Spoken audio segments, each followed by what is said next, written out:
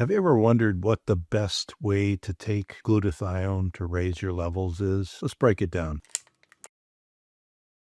I'm Dr. A. Welcome to the channel. I use this channel to answer questions. I've been involved in research and teaching in the naturopathic and integrative medical space for over 30 years now. I've been seeing patients a very long time. So we want to go through the different types of glutathione that you might be getting or using or considering to use, or maybe have been prescribed to you, and what the relative benefits of each one are and the relative absorption rates of each one. A quick recap: glutathione is a central antioxidant in the base redox triplet that the body uses. So what does that mean? That means that in the first layer of antioxidant activity, you have three agents that support each other as antioxidant agents. So you have glutathione, you have vitamin C, ascorbate, and then you have vitamin E, like Edward. And vitamin E takes care of fat-soluble areas, and glutathione and vitamin C take care of water-soluble areas. The way that they support each other is by helping recycle each other, meaning if you have the need for antioxidant activity, you have a free radical come along, one of them will pick that free radical up, and they will go from being a reduced antioxidant, like reduced glutathione, to becoming oxidized glutathione. That means that somebody has to recycle them back up to the reduced form. So vitamin C helps glutathione in this respect. Vitamin E helps vitamin C. So they all relate to each other. But glutathione is made by the human body, primarily in the liver. We use it all over the body as kind of the cornerstone of this antioxidant activity that goes on. So controversies that we've seen as far as,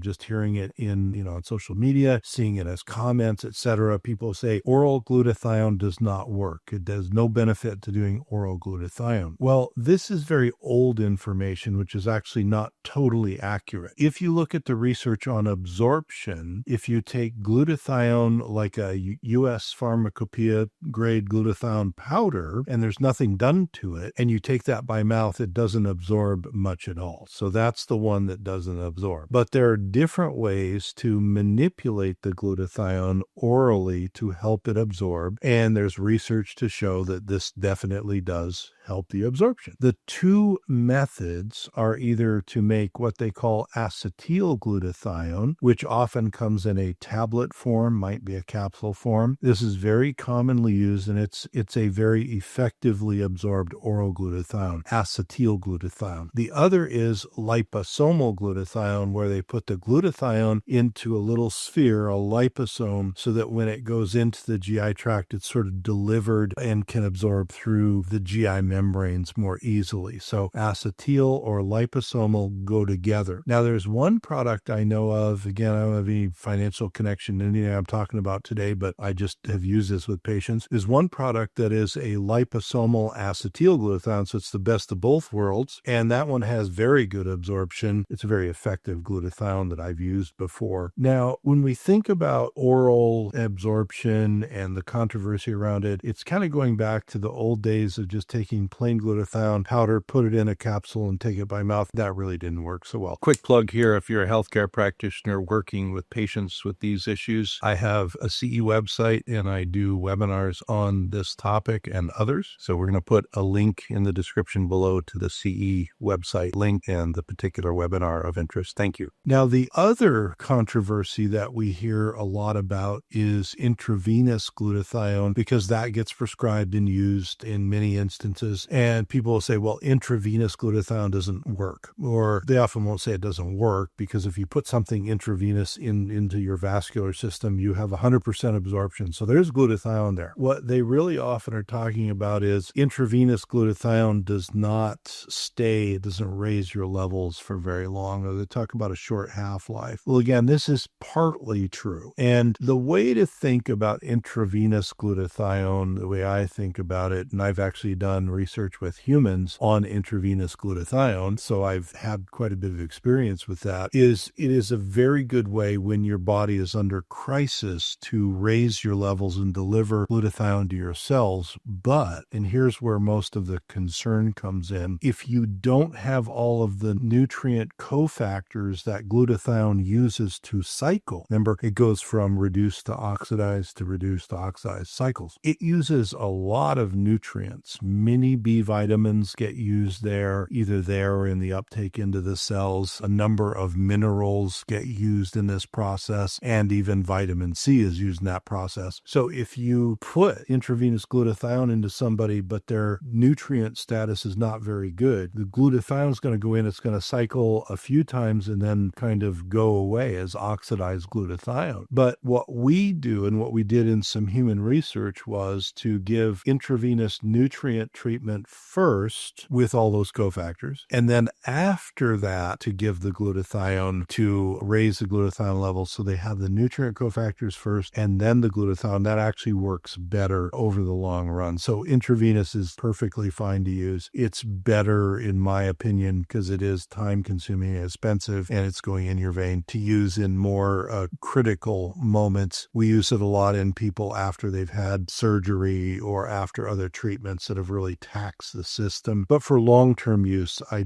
generally prefer a non-intravenous use after we get the levels built up with the IV. Now, there's also a couple of other ways to get glutathione in. There are prescription glutathiones that are nasal sprays, and those actually work reasonably well. And then there is a topical spray that is over the counter that's been made in the United States that helps. You can spray it on in anywhere, any large area, and let it dry. And it will absorb reasonably well also. There have been pharmacokinetic studies looking at it and looking at it raising glutathione levels. These topical and spray forms work pretty well too. And again, I don't have any connection to that type of glutathione, but I have a resource for where you can get it if you want to in the description below. And we've used a topical with people, especially in children, where getting them to swallow things is kind of difficult or they just won't do it. And there's a need for glutathione support. A lot of, neurodevelopmental things in children and certain other things. We've used that topical glutathione. We've also used topical glutathione in adult patients who could take it orally, but they just find it easier. And depending on the type of formulation they're taking, sometimes more economically stable to use the topical spray. The nasal sprays, like I say, those are generally by prescription. So if you're going to be getting that, that would be something that the doctor would have arranged for you. It's not something you could just go by like the other stuff. Now, all of the types of glutathione are subject to the same issues that have happened before, like with the IV glutathione, where you really do need the other nutrients to back it up and support it. But if it's not intravenous, what we find is if a person is taking a vitamin mineral or maybe a separate multivitamin, multimineral, and some extra B complex, they're probably going to be getting enough of those nutrients in to support the non-intravenous forms of glutathione. So in summary, every way you can get glutathione into the body can be beneficial. There are some forms that don't absorb very well, like the dry powder that's not been manipulated in any way to take orally. And you do need the cofactors to go along with it, which are generally most of the B vitamins, vitamin C, and then some of the minerals, especially trace minerals that go along. I'm Dr. Ray. Thanks for supporting the channel. Please do like, share, subscribe, all the good things. Appreciate all of you subscribers in the growing community. I'll see you on the next video, and take a look at these other videos we'll recommend that you can get some more information from.